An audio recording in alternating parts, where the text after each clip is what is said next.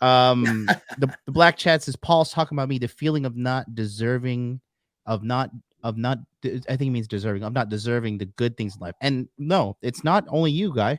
Look, this guy says it too. J20 agrees. I talked about it earlier this week on Tuesday, how I had the toxic shame from the terrible childhood that I had with my aunt constantly saying, you are a devil, you're like a demon possessed little kid, you're a piece of shit, you're bad, you're never good enough. So I would be knocking out my gym, knocking out my macros, have all of the knowledge to know I gotta eat this many protein, I gotta eat this many calories, I know I need to do this. But self-sabotaging, eating an entire pizza, eating Butterfingers, eating Snickers, eating Kit Kats, like, intentionally knowing I should not be doing this, but being driven by some like unseen shadow-like force, which is the subconscious bad programs in your mind, to self-sabotage. And I see it happen all the time. Like I said, one of my favorite examples is like when you're dating a girl and everything's going good, but she feels like she's not good enough. She feels like she's a piece of shit.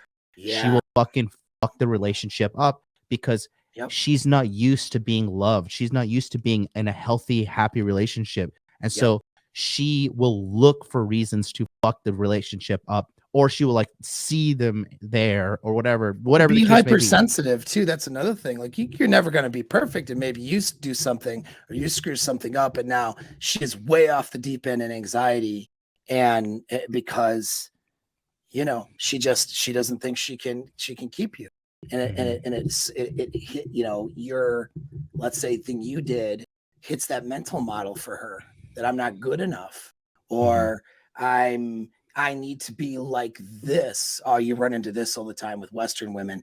I need to be a strong, independent woman who commands this and demands that, or else I'm not worthy. And then she gets in a relationship that challenges that.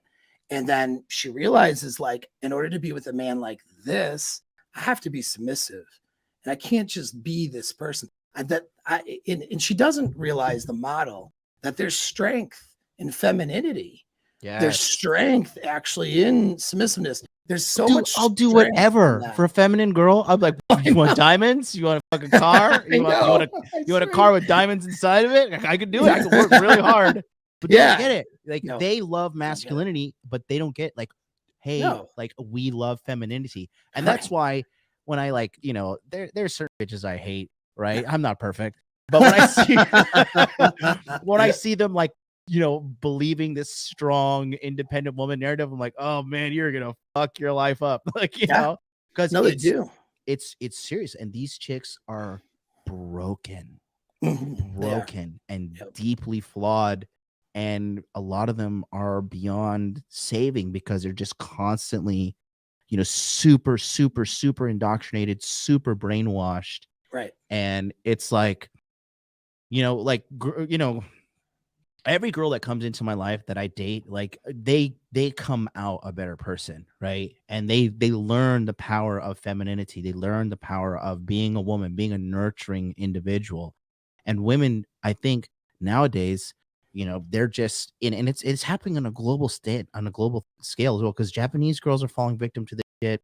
Korean girls, Chinese girls, they're falling victim to this, like, just be a career woman and be independent and like they're told their value is to be a better man than men. Yeah, that's what their value. They think their value is that, and actually, no, that makes them less valuable to men.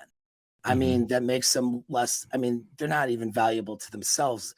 They don't even know themselves. Again, they don't know who they are. They're just influenced, right? They're just like we were before we saw this stuff. They were and they are. They're just being influenced. They don't really know who they are, and they think that this is who they are and what that they would want. And to move outside of that brings them anxiety, makes them feel this tension inside themselves, because if I'm not controlling the relationship, if I'm not, if we're not 50-50, you know what I mean, in our decisions, then I'm being disrespected somehow. If you're doing it, I have to be doing it too. Well, you're doing this, so why can't I do this? It's like, no, bitch. First of all, you were lost before you came to me, so you really just need to chill the fuck out and let me guide you because let's take a look at your history. Let's take a look at where you were before me, and let's take a look at where you are after me, right? Because it's like I said, bro, for you guys, I know there's like a lot of like female angst out there. These guys feel like, you know, a little like female hatred, right? They're like some dudes like hate chicks and like from a Yeah, broken, it's bitter too bad. spot. I Right. mean, just know that they're gonna get theirs as well because they're not doing it right. No, no, I'm glad I'm a man. I'll put it Me like that. too. I Fuck mean, yeah. like women have a rough time, man. It's like it's not that guys don't, but guys, women have the rough time that women have is they're up against a clock in ways that we're just not. You Hmm. know, like there's no shortage of women that I could get in new relationships I could start at 44. Yeah. It doesn't matter. There is no, I could, my options are more today than they Yeah. were when I was 21, 20, Yeah. 24, Oh you yeah. know? Whereas for a woman, once she starts to get in her late 20s, those options start to go down. And depending on how she's lived her life up to that point, somewhere between 30 and 35, her options now are much less and it's harder. I'm not saying it's impossible because I've actually coached women to success. In fact, I Yeah. have one on later with my first client. It's really Mhm. funny because I was negative people might think I am about women because of my audience is generally men and Yeah. they don't get it. But my first client was actually a woman. Mm. And she's killing it, you know, as far as things as she's killing it. She's doing Mm. really well. And she was a single mom, you know, at the time when she was actually in a relationship with her husband, had to end in a divorce. It wasn't a good situation. And she was wrapped up in some toxic relationships, got Yeah. out of those, made herself, did what most women don't do when they're in their 40s with kids, made herself valuable and and made herself hot and figured out what men would actually want because there's such a shortage of women out there doing that who are hot and single with no kids.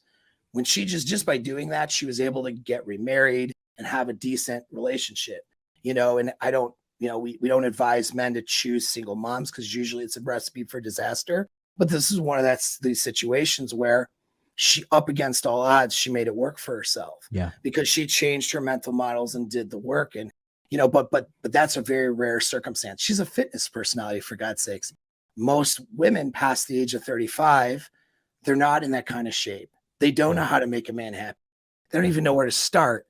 Yeah. And they're not, the advice that's out there for them is terrible. So we have a much better, easier time. We can screw up a bit and recover and do much better, you know, later. We have time where they don't have time. So Yeah. yeah, so I have compassion for that with the women you deal with. These guys who hate women that are watching our stuff, man, you know, have a little less hate because Mm. really, you know, they're up against a lot.